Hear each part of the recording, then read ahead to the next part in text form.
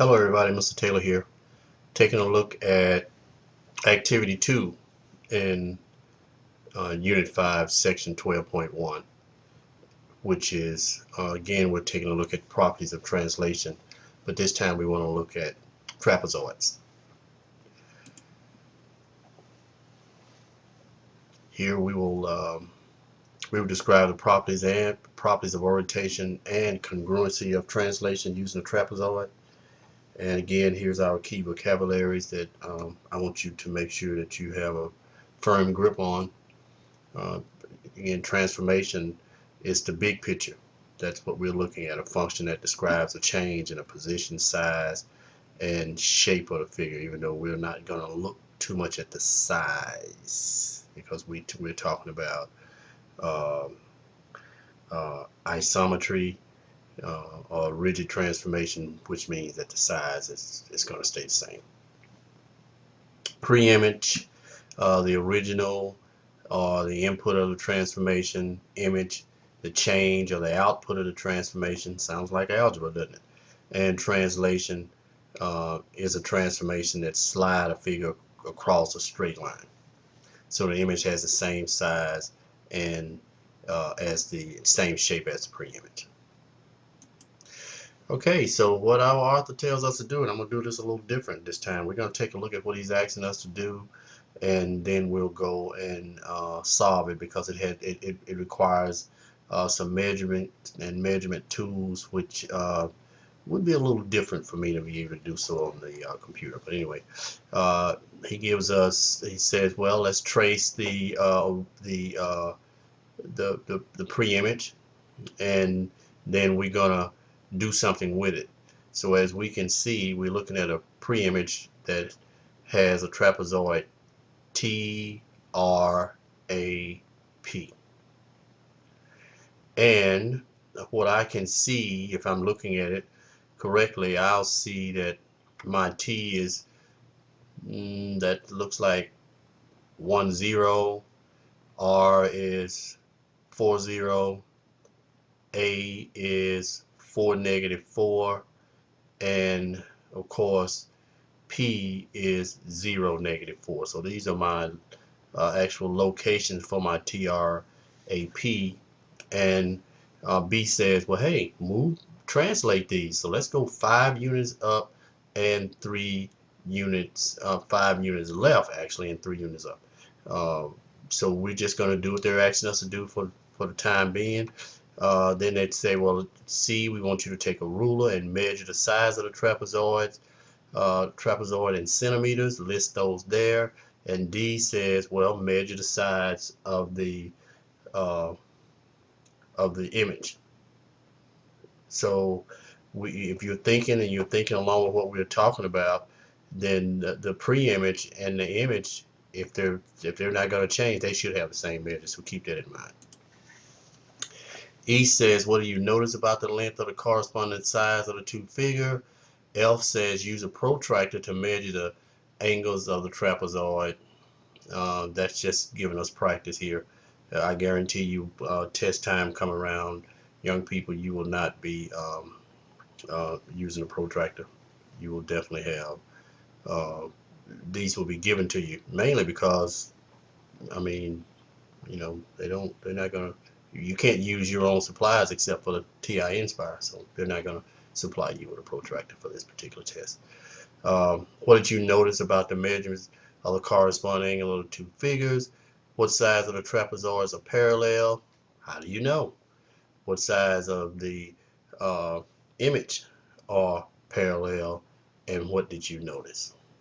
Okay, let's see. Then it tells us that we need to make a conjecture using the information and make a good educated guess, using E, H, and I actually to make a conjecture about the translation. And what can you say about the translation and the congruency? All right, let's get started, if you don't mind. Well, I want to write ahead and took my little ruler and did my measurements. So from T to R, I got 1.3 centimeters. From R down to A, I got 1.7 centimeters. and from A over to P, I have 1.7 centimeters, and from P to T, I have 1.75 centimeters. So as I was saying earlier, they said, well, use a ruler to measure the size of T prime, R prime, A prime, P prime in centimeters. So using the same ruler for T prime, R prime, I got 1.3 centimeters. For R prime, A prime coming down, I have 1.7 centimeters. And for A prime, P prime going to the left, I got 1.7 centimeters. And for T prime, P prime, I got 1.75 centimeters. So what did I notice? According to the image, the pre-image, which is TR and RA, AP, and TP, the actual measurements are the same. So the length of the corresponding sides uh, are the same. That's what I noticed. Okay, so let's see, can we answer the other questions?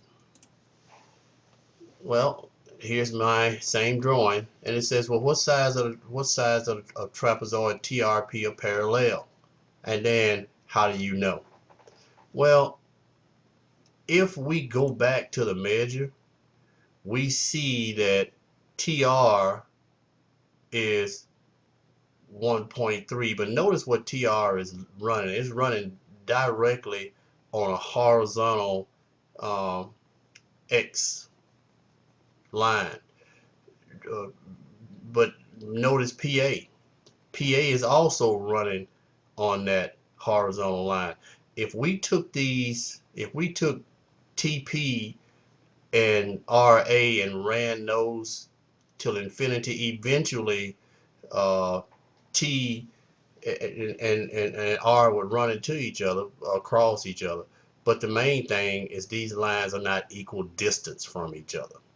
Here we have 1, 2, 3, 4, and here these are, and it's 1, 2, 3, 4 all the way down from point to point, but here is not. So what I can say is TR and AP both lie on horizontal lines, and again I threw that equal distance in there.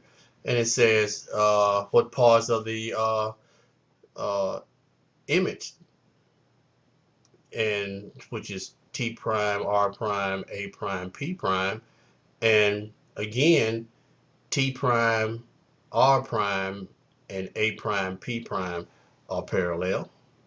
And then again, it's asking us, what do we notice? Uh, the sides that were parallel in the pre-image, which is the blue, remain parallel in the image. So the actual shape orientation did not change at all. Okay, so what do you notice about the midge? Well, actually, the protractor, this is something that I don't really want you to focus too much on. Use a protractor to measure the angles, but we have the measure of angle T at 104, 104 degrees. The measure of angle R is 90 degrees. That makes sense because we see a perpendicular line. A is coming up, and what is actually, oh, sorry about that.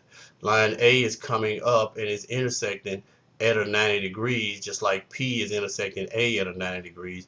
So angle R and angle A both are 90-degree angles, and of course that one looks to be obtuse and this one does not. So then we see that angle angle T is about 104, and angle P, which is the smallest angle, will be 76. Okay, and the measure of both the actual pre-image and the image corresponding angles are the same. So as you took a look at your reflection, it says, well, how did you use the results from EHI to make a conjecture? Um, that's just saying that uh, translations preserve the size and the shape as well as the orientation. Anytime you translate, you're not going to change anything. It's going to keep the same size, the same shape, and of course, the orientation means it's not the vertices are not going to turn. So what do you say about translations and congruency?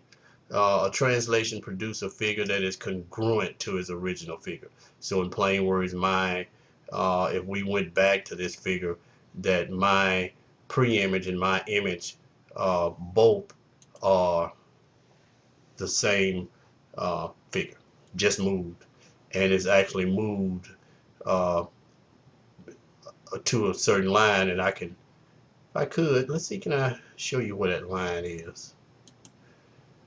If it's possible. So it actually moved